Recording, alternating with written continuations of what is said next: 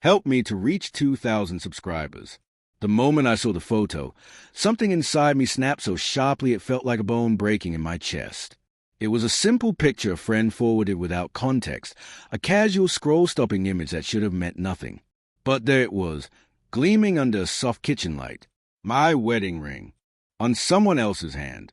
A woman's hand. A hand that wasn't mine. For a few seconds, I couldn't breathe. My vision pulsed, edges darkening, as if my own body was trying to shield me from the truth. I zoomed in. The tiny dent on the band near the base, the one I made years ago when I slammed my hand in the pantry door after laughing too hard. No one else would ever notice it. But I knew it, and he had given it to her. My mind refused to process the image. 25 years of marriage, arguments, reconciliations, celebrations, disappointments, comfort, routine, love, anger, forgiveness, and all the tiny invisible strings that had stitched our lives together. And here was a stranger wearing the symbol of it.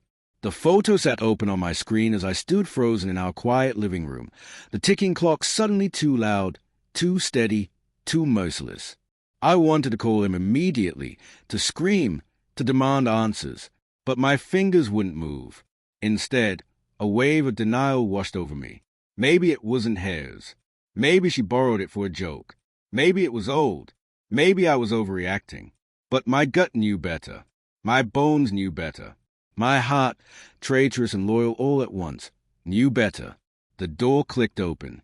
His footsteps followed, unhurried, familiar. "Hey!" he called, voice warm. Too warm. "You're home early." I turned slowly, my breath still trapped somewhere in my ribs. He smelled like cedar soap and mint gum.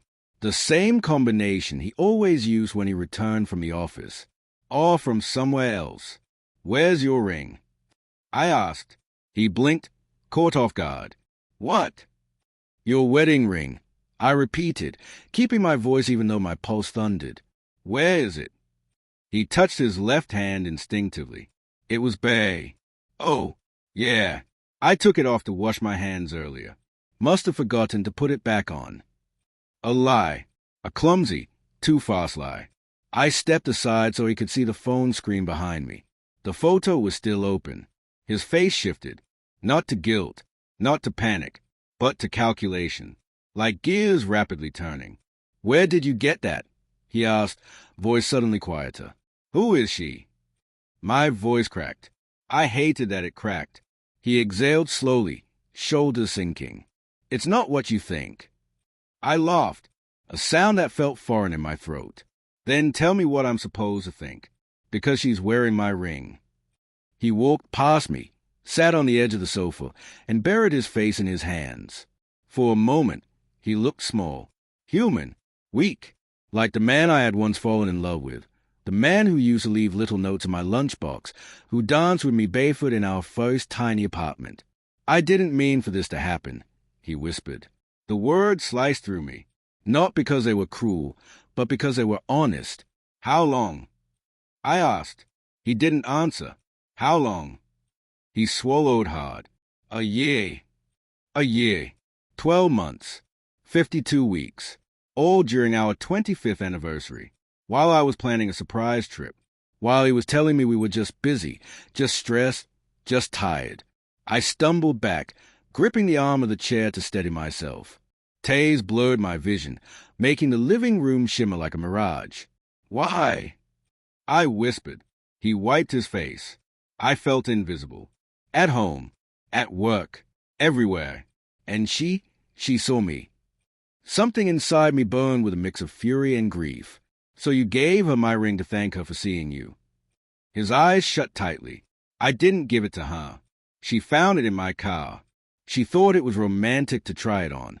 I didn't stop her." I inhaled sharply, pain twisting deeper. "And the photo?" "She took it. I didn't know."